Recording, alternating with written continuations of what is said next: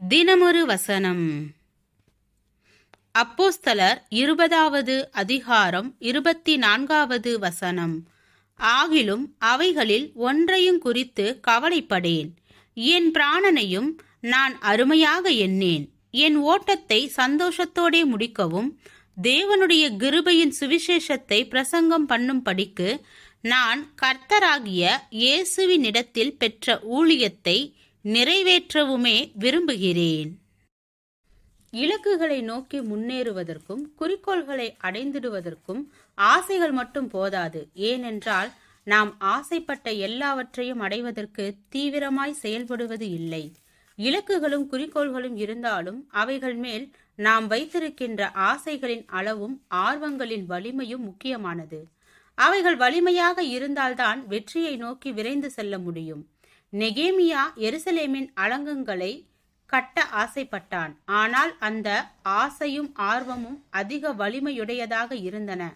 எனவே எதிர்ப்புகள், ஏளனங்கள், தடைகள், பலவீனங்கள் என பல எதிர்காற்றுகள் வீசிய போதிலும் ஆசைப்பட்ட இலக்கை அவன் அடைந்தான்.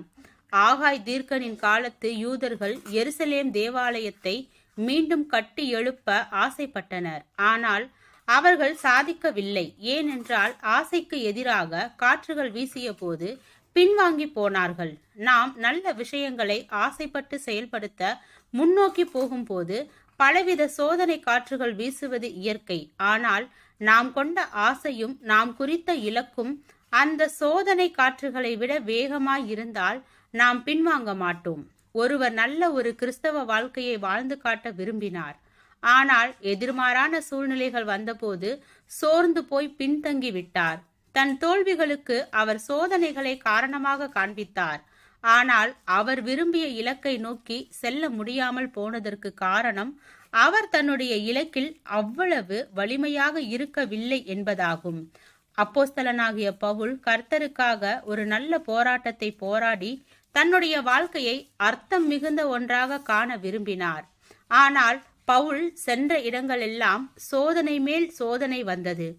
சக்திக்கு மிஞ்சினது போன்ற போராட்டங்களும் வந்தது. ஆனாலும் பவுல் இலக்கை நோக்கிய ஓட்டத்தின் தீவிரத்தில் குறையவே இல்லை. காரணம் என்ன? இலக்கை எட்ட வேண்டும் என்ற பவுலின் ஆசை சோதனை காற்றுகளின் வேகத்தை விட அதிக வேகமுடையதாக இருந்தது. ஆம், நோக்கங்களில் வலிமையாய் இருப்பவர்கள் சோதனைகளினால் பின்வாங்குவது இல்லை. ஜெபம். தேவனுக்கு ஸ்தோத்திரம். தேவனே, நாங்கள் எங்களுடைய வாழ்க்கையில் எல்லா சோதனைகளையும் தாண்டி தேவனுக்கு சித்தமானதை செய்து வாழ கிருபை பாராட்டும். ஆமீன்.